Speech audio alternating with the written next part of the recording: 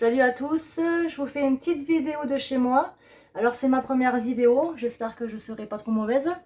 J'avais envie de vous partager un peu mes dernières préparations sur l'ail des ours, puisque c'est la fin de la récolte.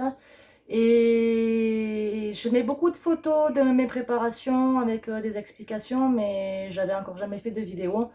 Donc voilà, c'est le jour J, je vous fais ça vite fait, je vais vous emmener dans mon petit bois et puis on se retrouve après dans ma cuisine. À tout à l'heure. Hello tout le monde. Je vous amène aujourd'hui dans mon petit coin d'ail des ours.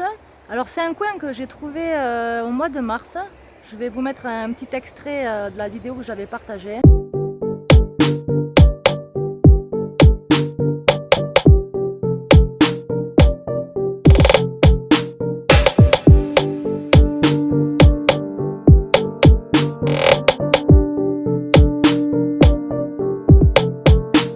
Et là je suis revenue parce que la floraison est terminée et on a encore quelques petites choses à ramasser. Alors moi ce que je vais faire, c'est que je vais quand même encore ramasser quelques feuilles parce que y en a qui sont encore très grandes et très belles.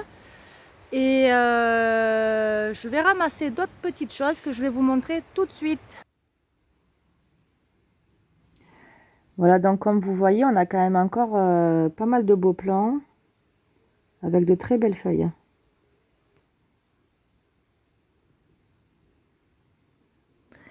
Et je ne sais pas si vous voyez bien, mais il y a des toutes petites feuilles. Donc ça, c'est les petits bébés. C'est les plants qui seront récoltables à la saison prochaine, donc. Printemps prochain.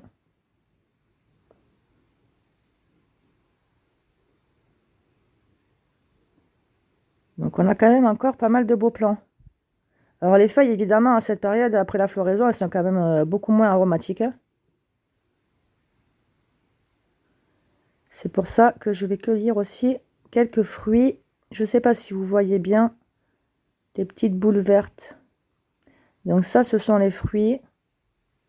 Après que l'ail des ours se soit fécondé. Et en séchant, ça deviendra des petites graines. Donc bien sûr, ces graines vont tomber au sol quand elles seront asséchées. Et au printemps prochain, elles vont germer et refaire des petits plants.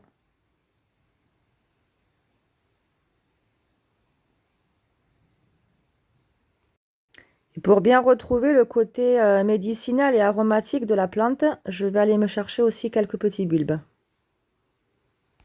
Alors on n'oublie pas, on cueille avec parcimonie et on dévaste pas tout. Donc là, je vais vous retrouver dans ma cuisine pour les petites transformations. Gelée au vin blanc, sel aromatique et vinaigre aromatisé. Alors à tout de suite. Avant de partir, je voulais quand même vous montrer le biotope de l'ail des ours. Comme vous voyez là, j'ai une belle rivière à côté.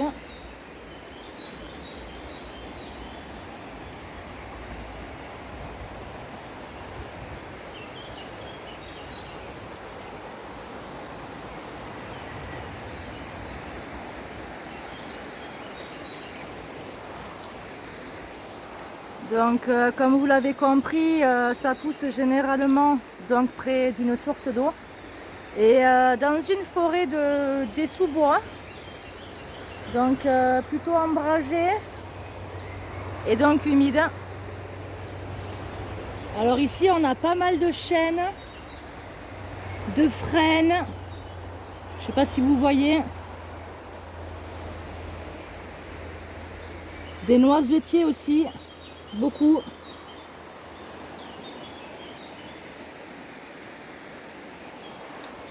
Et puis après j'ai trouvé aussi pas mal de consoudes, d'alières, pas mal d'aubépines aussi. Voilà. Donc si au début du printemps prochain vous trouvez ce genre d'endroit, eh ben ouvrez bien les narines parce que ça sent bon l'ail. Salut!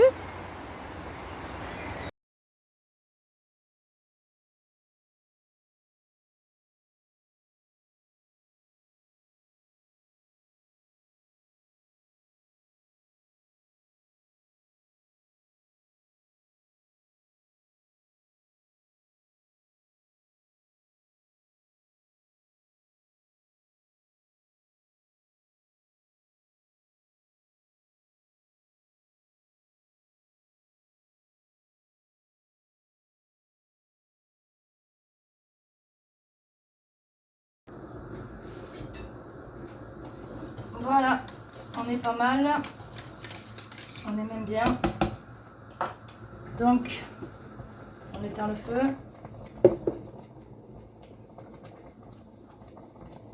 Et on va filtrer une deuxième fois pour enlever encore toutes les petites impuretés qu'il pourrait y avoir. Alors par contre, avec l'agar-agar, ça prend très vite. Alors des fois, j'ai un peu de mal à le faire couler à travers mon filtre à maille très très fine.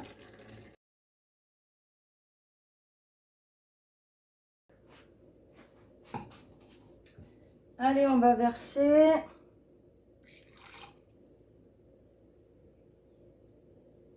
Hop.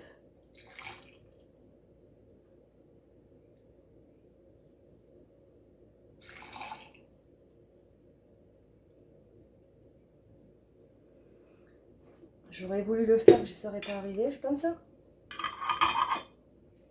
Alors, on ferme bien et on retourne. Ça permet de chasser l'air et de stériliser le bouchon.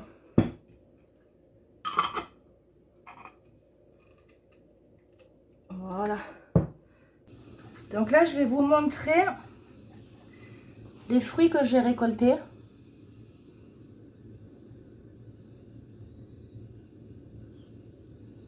On peut faire sécher aussi pour garder en graines. Voilà, donc j'ai rempli à peu près un tiers du bocal. Après les avoir débarrassés de leur pédoncule.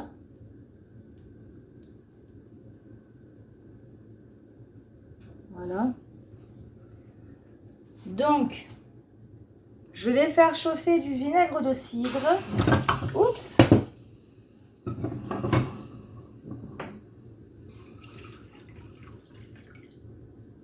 Du vinaigre de cidre bio, bien sûr.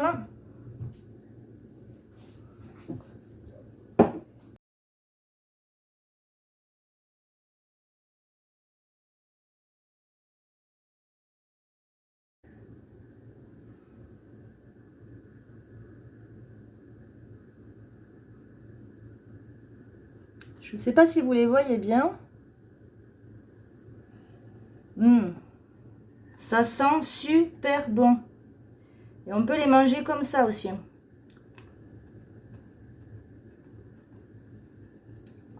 Par contre, ça arrache. C'est fort. Donc, je pense que mon vinaigre, il va être super bon. Une fois que ça aura bien macéré. Faut laisser compter, faut laisser macérer une quinzaine de jours. Entre 2 et 3 semaines. Et après, soit on peut filtrer ou soit on peut laisser dedans.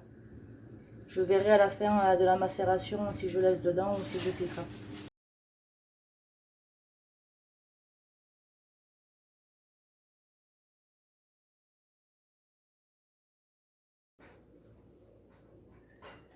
Et donc là, on va verser tout simplement le vinaigre chaud par-dessus les fruits. Et voilà. Donc pareil, on ferme bien. Et on retourne. Voilà, donc là, il y a déjà deux façons de préparer l'ail des ours. Il y a la gelée des feuilles au vin blanc et le vinaigre aromatisé aux fruits. Donc là, hier soir, j'ai mis des feuilles à sécher à l'air libre. Là, ce que je vais faire, c'est que je vais les couper grossièrement.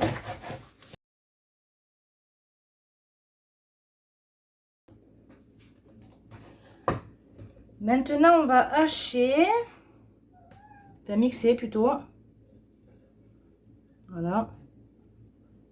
On va commencer petit à petit.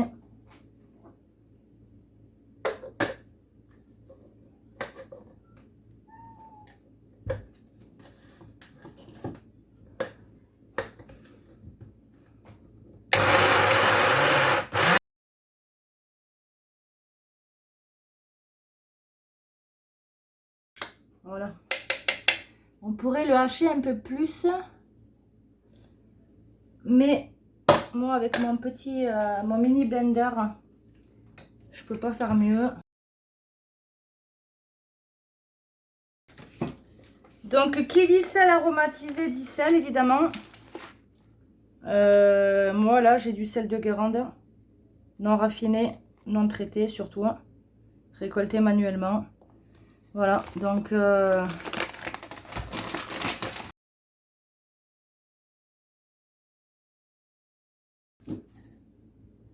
je vais commencer par un tiers de sel et je vais venir verser mes feuilles d'ail des ours. Là, on va commencer par bien mélanger.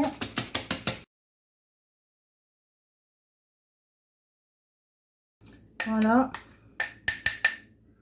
C'est très très vert. Donc, je vais rajouter encore un peu de sel.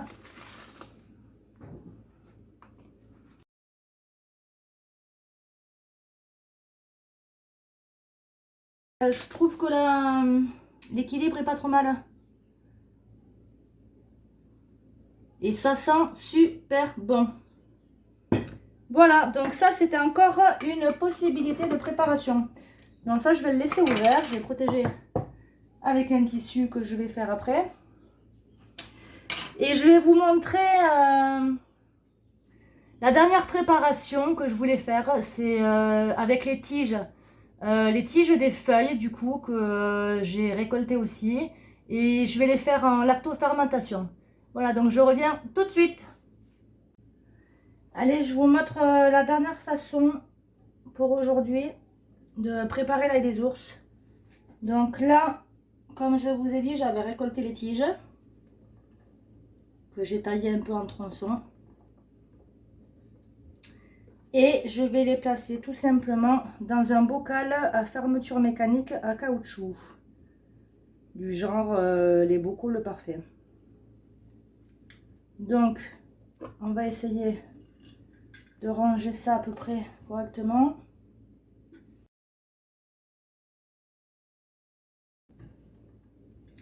Voilà, donc j'ai un bocal qui est quand même bien rempli. Là, donc, tout simplement,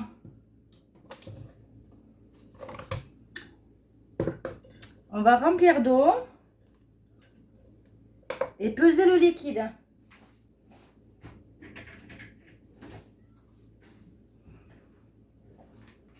Donc moi j'utilise de l'eau minérale locale en plus. Surtout on évite l'eau chlorée. Puisque l'eau chlorée, ben, c'est aseptisé et nous, c'est pas ce qu'on veut dans la fermentation, justement. On veut que les bonnes bactéries et les bonnes levures se créent. Donc, on remplit jusqu'en haut.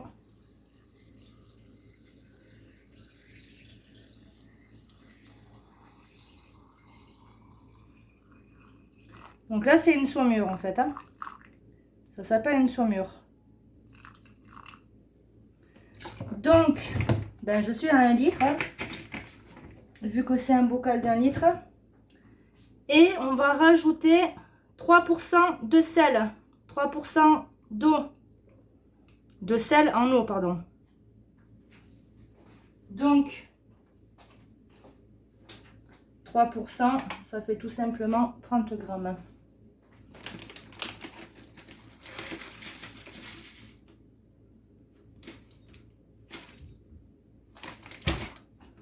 Voilà.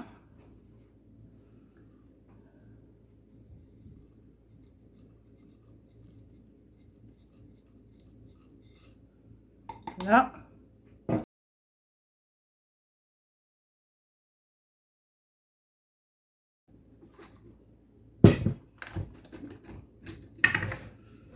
Voilà, donc là, vous voyez que ça déborde un peu, fait que ça dépasse un peu de l'eau. Donc là, ce qu'il faut faire, c'est mettre un poids par-dessus. On évite les couvercles en fer pour éviter la rouille. Donc, Alors, ce qu'on fait en général, c'est qu'on utilise les bouchons des bocaux de la taille inférieure. Mais là, j'en ai plus parce que je les ai tous utilisés, donc j'en ai pris un autre. Il est en verre. Il faut qu'il soit propre, bien sûr. Et on vient le caler dessus pour bien que tout soit immergé, pour éviter les moisissures sur le dessus.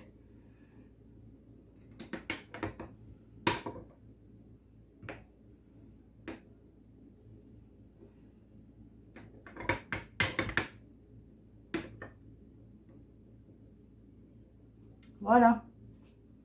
Donc, je vais éviter de trop le bouger pour vous montrer plus près.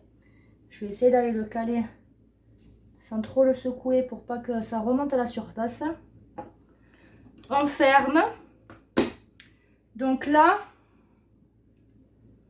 on est à température ambiante pendant une semaine. Au bout d'une semaine ou même un peu moins, parce qu'en ce moment il fait chaud donc ça va plus vite.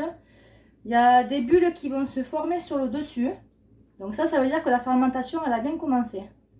Et après ça, on peut mettre, moi je mets à la cave après ou alors dans une pièce un peu plus fraîche pour continuer la fermentation. Et à partir de 3 semaines, on peut déguster ou laisser, je crois que ça peut se conserver 1 an, 2 ans, 3 ans, selon ce qu'on a préparé. Voilà! Bon, voilà les amis pour ma première vidéo. Aujourd'hui, je vous ai parlé de l'ail des ours. Alors, je vais vous rappeler brièvement les propriétés. L'ail des ours, il a des propriétés donc semblables à l'ail que tout le monde connaît.